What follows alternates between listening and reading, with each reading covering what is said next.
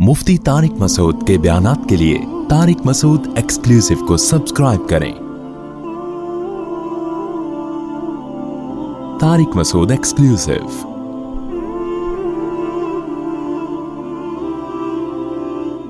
तो मुसलमान का जो हदफ है वो है आखिरत। वो क्या है? आखिरत है। वो दुनिया है ही नहीं। मुसलमान दुनिया को हासिल करता है आखिरत के लिए। और कमाल की बात है, इस्लाम ने दुनिया छोड़ने का हुक्म हमें दिया ही नहीं है। इस्लाम ने कहा, बल्कि ईसाइयत पे रद्द किया उन पादरियों पे जिन्होंने ईसाई मजहब में रहबानियत को इजाद किया कि दुनिया छोड़ोगे तो खुदा राजी होगा। ईसाइयत जो रहबानियत की तरफ गई ना, उसके बड़े नुकसानात क्या हुए? कौम ईसाई मजहब से बगावत पे खड़ी हो गई। इस्लाम के उरूज का दौर था, जब इस्लाम अपनी बुलंदियों पे पहुंचा हुआ था। ग्रेट एम्पायर मुसलमानों की एम्पायर्स थी।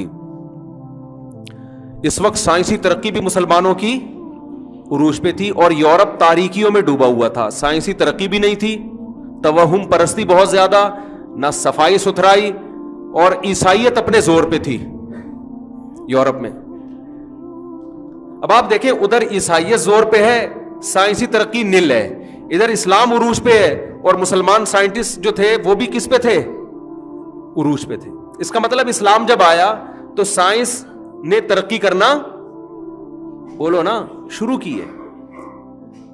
ये जो हमारी यूनिवर्सिटियां थी ना, उंदुलस में, कुर्तुबा में, यहां ये यूरोपियन, उस वक्त अमेरिका तो दरियाफ्त नहीं हुआ था, यहां ये यूरोपियन अक़वाम आके हमारे साइंसदानों से हमारी यूनिवर्सिटियों में साइंस पढ़ा करते थे।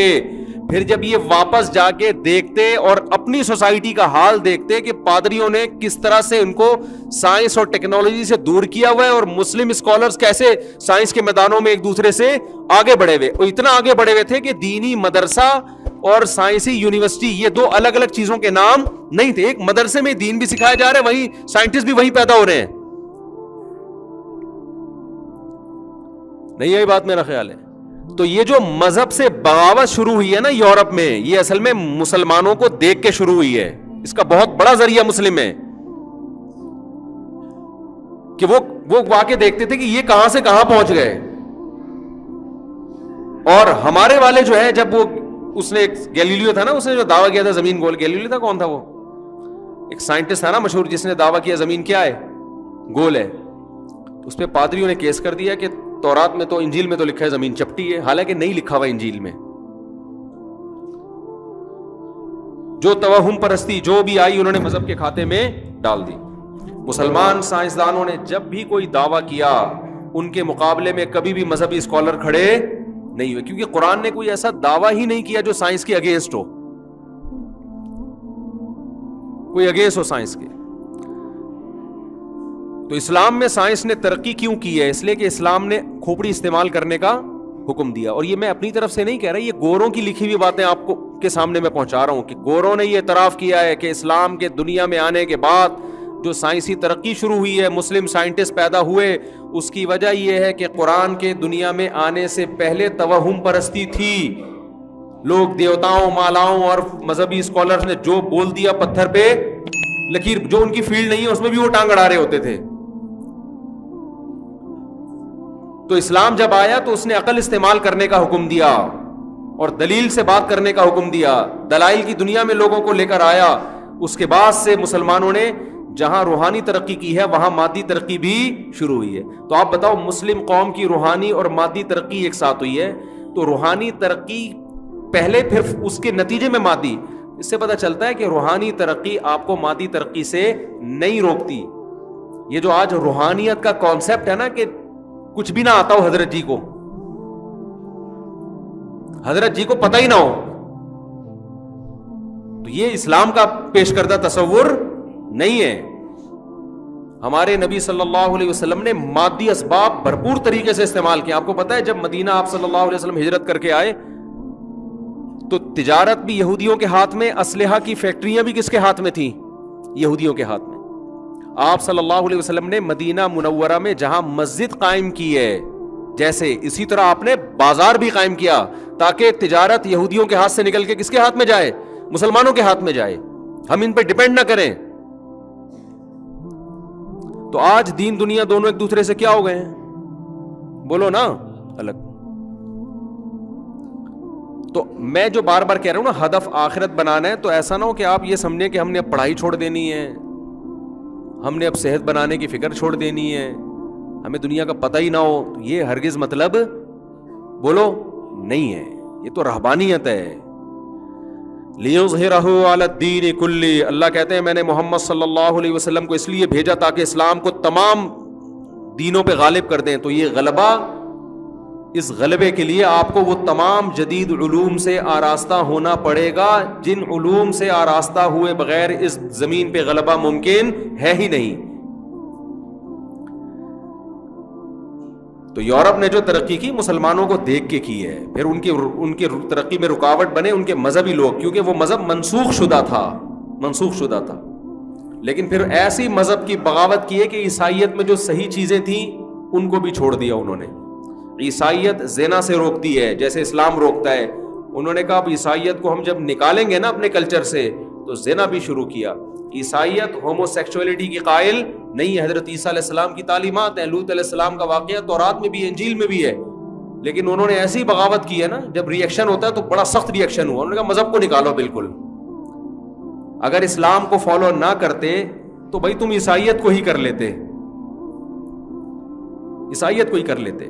اور جو چیز اس کی آپ کو لگ رہا ہے کہ پادری جہاں رکاوٹ ڈال رہے ترقی میں, اس رکاوٹ کو قبول نہ کرتے. لیکن اتنی بغاوت کی تو اس سے تو اس عیسائیت کروڑا گنا بہتر تھی. کم از کم فیملی سسٹم تو بنا ہوا تھا نا, ابا اماں کا احترام تو تھا نا, استاذ کا احترام, ابا اماں کا احترام, رشتہ داری, بہن بھائی. یہ تو عیسائیت میں بھی وہی حقوق ہیں جو اسلام بتاتا ہے. تو ایسا بغاوت کی ہے کہ وہ ترقی کی تو عروج پہ پہنچ گئے, مگر روحانیت کی ایسی پستیوں میں جا کے گرے ہیں کہ اس سے زیادہ پستی کی مثال ملتی نہیں ہے. تو خیر میں عرض کر رہا تھا, جلدی سے بات کو سمیٹ کے ختم کروں. ہماری بات اسی طرح چلتی ہے بھائی, کیا کریں, مجبور ہیں یار. ٹاپک لے کے چلتے ہیں, پھر ایران توران آتا ہے, پھر بیچ میں آتے ہیں, لیکن کوشش کرتے ہیں کوئی بات غلط نہ ہو, قرآن و سنت کے خلاف نہ ہو. تو ان کا ویژن الگ ہے, آپ کا ویژن کیا ہے؟ ان کا گول الگ ہے, آپ کا گول, آپ کا ہدف الگ, ان کا الگ. تو آپ نے ہدف کس کو بنانا ہے؟ آخرت کو. جب آپ آخرت کو سامنے رکھو گے تو دنیا تو پھر بھی آپ کماؤ گے, بلکہ فرض ہے آپ پہ دنیا کمانا, لیکن اس میں حرام کو آپ نے اپنی زندگی سے نکالنا ہے. گورا ٹینشن دور کرنے کے لیے شراب پیتا ہے, آپ ٹینشن دور کرنے کے لیے سو جاؤ اچھے بچوں کی طرح. یہ بہترین طریقہ ہے بھائی. پھر بھی نیند نہیں آ رہی, بھاگو دوڑو ورزش کرو, تھکو گے, نیند آ جائے گی. پھر بھی نیند نہیں آ رہی تو ڈاکٹر سے پوچھ کے کبھی کبھار ایک آدھ نیند کی گولی کھا لی. کبھی کبھار عادت نہیں ڈال لینا, ورنہ اس چرس سے زیادہ اس پہ سیٹ ہو جاؤ گے پھر تم. یہ نیند کی گولیاں اور یہ سب کھوپڑیوں کو آؤٹ کرتی ہیں. قرآن کھول کے بیٹھ جائیں, کہہ رہے نیند آ جائے گی. بیوی سے باتیں شروع کر دیں, نیند آ جائے گی. تو ڈاکٹر کہتے ہیں, میں میڈیکل سائنس میں ٹانگ نہیں اڑا رہا, ڈاکٹروں سے سنی ہوئی باتیں نقل کر رہا ہوں, کہ نیند کی گولی کبھی کبھار کھانے میں کوئی حرج نہیں ہے, لیکن عادت نہ ڈالیں اس کی. کبھی کبھار کا مطلب بلا وجہ تو ویسے ہی نہیں کھائیں. کبھی ایسا ہوتا ہے کہ بہت زیادہ تھک گئے, کوئی دماغی کام ہے, صبح کوئی بہت ضروری ہے, تو پھر ڈاکٹر لوگ ہی کہتے ہیں کہ ایک آدھ میں کبھی کبھار میں فرق نہیں پڑتا. بلکہ وہ کہتے ہیں نہ کھانے سے وہ کھا لینا بہتر ہے, کیونکہ نہیں سوئے گا پھر جو دماغ خراب ہوگا نا اس کا, صبح پتہ نہیں کیا کیا کرے گا جا کے. یہ اس سے بہتر ہے کہ کھوپڑی کو تھوڑی دیر کے لیے سیٹ کر لے. لیکن یہ ایک دفعہ میں یہ عادت پڑتی ہے, یہ بھی ذہن میں رکھو. جو پھر آدمی کو مزہ آتا ہے, پھر کہتا ہے کل بھی کھاؤں گا, یہ نہ کریں آپ کام, یہ بہت ڈینجرس ہے. تو سب سے بہتر طریقہ, بھاگے دوڑے, پسینہ نکلا. جب جسمانی طور پر آدمی تھکتا ہے تو دماغی طور پہ اس کو سکون ملتا ہے. تو گورا پیے گا شراب, آپ نے شراب نہیں پینی, کیونکہ یہ آپ کو آپ کے آخرت سے کیا کر رہا ہے, یہ عمل ہٹا رہا ہے. تو اب کرنا کیا ہے؟ پہلے تو میں نے بتا دیا ہدف آخرت ہے. اب آخرت کے لیے آپ کو دنیا بھی کرنی ہے, ظاہر ہے. پہلے تو اللہ میاں نے 5 عبادتیں ہمیں بتائی ہیں. گورا ان 5 عبادتوں کو ٹائم ویسٹنگ سمجھے گا. کیا خیال ہے بھائی؟ دیکھو کل پیپر ہے, گورے کو پتا ہے کہ کل میں نے امتحان دینا ہے, ہندو کو پتا ہے کہ کل میرا, گورے ہی بات نہیں, اس میں ہندو بھی داخل ہیں, سکھ بھی داخل ہیں, اس سکھ سے مجھے یاد آیا, ابھی ایک سکھ ہیں, ان سردار جی نے میرے خلاف کوئی کلپ بنایا ہے, میں نے کہا داڑھی بڑھاؤ, اور سکھ مذہب میں یہ کہ سب جگہ, تو یہ خوب سمجھ لیں نیچے نا کچھ لوگوں نے طنز کیے ہوئے ہیں سردار جی پہ, تو یہ طنز کرنا ہمارا طریقہ نہیں ہے. آپ اپنی بات مثبت انداز میں, مدلل انداز میں پیش کر دیں, اگلے نے جواب دے دیا, لوگ دیکھ لیں گے کس کا جواب میں دلیل ہے, کس کے جواب میں دلیل نہیں ہے. لیکن یہ جو نیچے لوگ مسلم لوگ کچھ طنزیہ لب و لہجہ اختیار کر رہے ہیں نا, تو یہ خوب سمجھ لو جب آپ اس طرح سے طنز کرنا شروع کریں گے نا, کسی کے اوپر مذاق اڑانا شروع کریں گے, تو اس سے اسلام کے قریب آنے کے بجائے لوگ دور ہو جاتے ہیں کہ ان کو تو بات کرنے کی تمیز نہیں ہے. تو جیسے سردار جی نے بڑی تمیز سے ایک چیز ریکارڈ کروا دی, تو آپ نے بھی کمنٹس تمیز سے ہی کے دائرے میں ہی کرنے ہیں. اس وقت تمیز مارکیٹ سے کیا چل رہی ہے, شارٹ چل رہی ہے, فوراً جوش میں آ جاتے ہیں.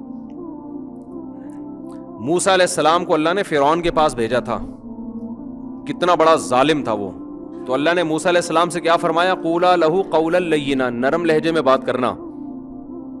تو فرعون سے جب نرم لہجے میں بات کرنے کا حکم ہے, تو باقی تو سب فرعون سے چھوٹے ہی ہیں.